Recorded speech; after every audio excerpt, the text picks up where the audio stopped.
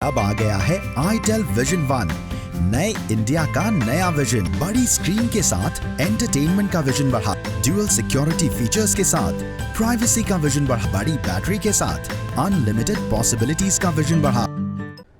नमस्कार, आप देख रहे हैं यूपी तक और मैं हूं कुमार अभिषेक।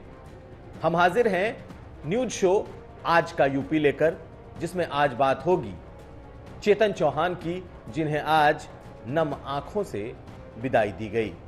तो चलते हैं हम अपनी सबसे पहली खबर की तरफ। योगी सरकार में कैबिनेट मंत्री और पूर्व क्रिकेटर चेतन चौहान की आज हापुड़ के ब्रजघाट पर अंत्येष्टि कर दी गई। गुरुग्राम के मेदांता अस्पताल से उनके पार्थिव शरीर को सीधा हापुड़ लाया गया। आपको मालूम है कि चेतन चौहान की मौत कोरोना के संक्रमण की वजह से हुई थी, इसलिए पूरा कोविड प्रोटोकॉल फॉलो किया गया। सरकार की तरफ से उन्हें गार्ड ऑफ ऑनर और राजकीय सम्मान दिया गया, लेकिन कोई भी बड़ा मंत्री वहां पर मौजूद नहीं था, क्योंकि प्रोटोकॉल में किसी को इजाजत नहीं है। हालांकि उनके परिवार के लोग और उनके चाहने वाले और समर्थक जरूर मौजूद थे, जिन्हें काफी दूर पर रखा गया था। एम्बुलेंस से उनके पार्थिव शरीर को सीधा हापुड़ के ब्रजघाट लाया गया और वहां पर पीपीई किट पहनकर जो लोग थे वो उन्हें कंधा देकर घाट तक ले आए। ये योगी सरकार और योगी कैबिनेट में कोविड का दूसरा झटका है, क्योंकि इसके पहले कमला रानी जो कि कैबिनेट मंत्री थी, उनका भी कोरोना की वजह से देहांत हो गया था। हम चलते हैं अपने अगली खबर की तरफ। आज मैनपुरी के एक सरकारी गौशाला के गाय के मरने का वीडियो वायरल हुआ, जिसके बाद से महकमे में हड़कंप मच गया। भागे भागे सरकारी अधिकारी उस सरकारी गौशाला में पहुंचे, जहां यह पाया कि एक गाय की मौत बीमारी की वजह से हुई थी, जबकि कई गायें बीमार थीं। यह वीडियो वायरल होने के साथ ही यह दिखाई देने लगा कि इस वीडियो में कई गायें एक साथ मरती हुई दिख रही हैं। हालांकि जिला प्रशासन ने बाद में यह सफाई दी कि सिर्फ एक गाय की मौत सरकारी गौशाला में हुई है, जबकि बाकी कुछ गायें बीमार थीं। अब कहा यह जा रहा है कि तमाम गायों को बेहतर इलाज दिया जा रहा है और उन्हें बेहतर चारा मुहैया कराया जा रहा है, लेकिन निश्चित तौर पर यह सरकार को जगाने के लिए वायरल हुआ वीडियो काफी था। चलते हैं अपने अगली खबर की तरफ। इस बार का विधानसभा का मानसून सत्र कई मायनों में खास होने जा रहा है। कोविड से निपटने की खास तैयारियों के मद्देनजर इस बार विधायकों के लिए भी कोविड टेस्ट की व्यवस्था की जा रही है। 2 कैबिनेट मंत्रियों की कोरोना संक्रमण से मौत हो चुकी है। इसे ध्यान में रखते हुए विधानसभा कोई रिस्क नहीं ले रहा।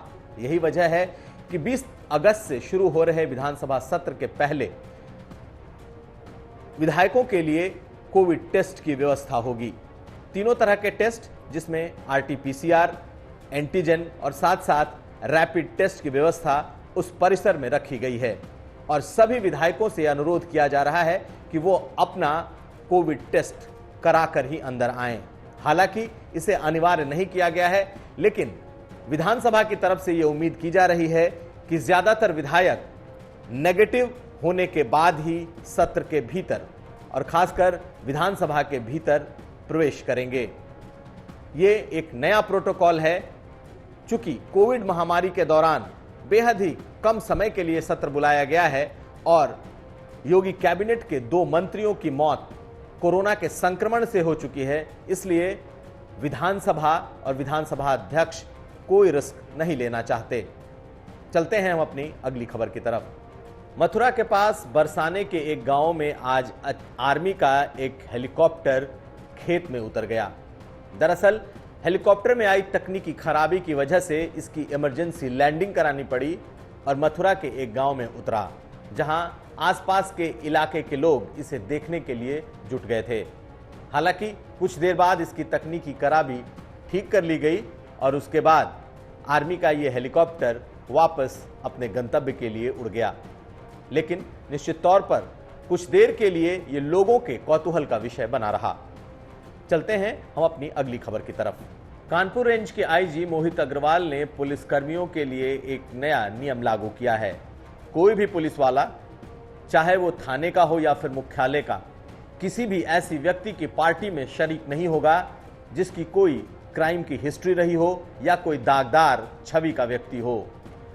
विकास दुबे मामले में कई पुलिसकर्मियों की संलिप्तता के बाद आज आईजी मोहित अग्रवाल ने इस तरह का लिखित आदेश जारी किया, जिसमें सभी पुलिसकर्मियों को सभी तरह के पार्टियों से परहेज करने की बात कही गई है और साथ साथ हिस्ट्री शीटर या फिर खराब छवि के लोगों के साथ पार्टियों में जाना, उनके साथ तस्वीरें खिंचवाना, ऐसी तमाम चीजों की साफ मनाही कर दी गई है।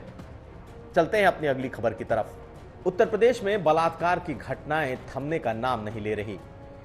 लखीमपुर खीरी में 13 साल की लड़की के साथ सामूहिक दुष्कर्म और उसके बाद गला दबाकर की गई हत्या का मामला अभी ठंडा भी नहीं पड़ा था कि गोरखपुर में 17 साल की एक लड़की को पहले अगवा किया गया और फिर उसके साथ सामूहिक दुष्कर्म हुआ। यही नहीं, पूरी रात उसके शरीर पर सिगरेट से जलाकर दागा भी गया। यह घटना गोरखपुर के गोला रोड इलाके की है। रात भर वो लड़की गायब रही और सुबह पड़ोसियों ने जब उसे बेहोशी की हालत में देखा तो उसके बाद लड़की ने अपनी आपबीती बताई। पास के ही 2 लड़कों ने उसे जबरन अगवा किया था और उसे ले जाकर उसके साथ दुष्कर्म किया। हालांकि ये दोनों लड़के पकड़े गए हैं, लेकिन गोरखपुर की इस घटना ने उस इलाके में सनसनी फैला दी है। सरकार के कानून और व्यवस्था के दावों पर बलात्कार की लगातार बढ़ती घटनाएं सवाल उठा रही हैं। 24 घंटे में 2 दुष्कर्म और दोनों में विभत्सता की हदें पार की गई हैं। हम चलते हैं अपनी अगली खबर की तरफ। आजमगढ़ में एक दलित प्रधान की हत्या का मामला तूल पकड़ता जा रहा है। इस मामले में दलित प्रधान की हत्या के बाद हुए हिंसा में एक बच्चे की भी मौत हो गई और अब इस मामले ने पूरे इलाके में सियासी रंग लेना शुरू कर दिया है। राहुल गांधी ने ट्वीट कर दलित प्रधान की हत्या के बाद राज्य सरकार के कामकाज पर सवाल उठाए हैं। इस पूरे मामले में दलित प्रधान सत्यमेव जयते को कुछ लोगों ने उसके ही गांव के उसे घर से कुछ दूर बुलाकर गोली मार दी। बताया यह जा रहा है कि किसी एक कागजात पर दस्तखत के लिए दलित प्रधान राजी नहीं था और उसी वजह से 3 लोगों ने मिलकर उसकी हत्या कर दी है, जिसमें से एक विवेक सिंह नाम का शख्स है जिस पर सीधे सीधे उंगलियां उठ रही हैं। विवेक सिंह, सूर्यांश दुबे और वसीम 3 लोग इस पूरे घटना में नामजद हैं। तीनों पर इनामी राशि घोषित की गई है। विवेक सिंह को गिरफ्तार किया गया है। बाकी 2 लोगों पर इनाम की राशि 50-50 हजार कर दी गई है। सरकार ने दलित एक्ट के तहत इन तीनों पर कार्रवाई की है और साथ साथ 10-10 लाख का मुआवजा भी उस परिवार को दिया है।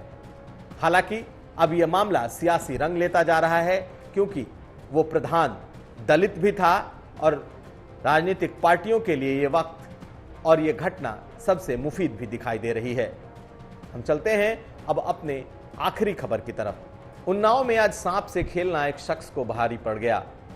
आज एक घर में एक काला नाग एक चूहे को अपना शिकार बना रहा था। तभी उस घर के उस लड़के ने उस नाग को उसकी पूंछ से खींचकर बाहर निकाला और उसके साथ खेलने लगा। तभी उस काले नाग ने उसे काट लिया, डस लिया और सर्पदंश की वजह से कुछ देर के बाद उसकी मौत हो गई।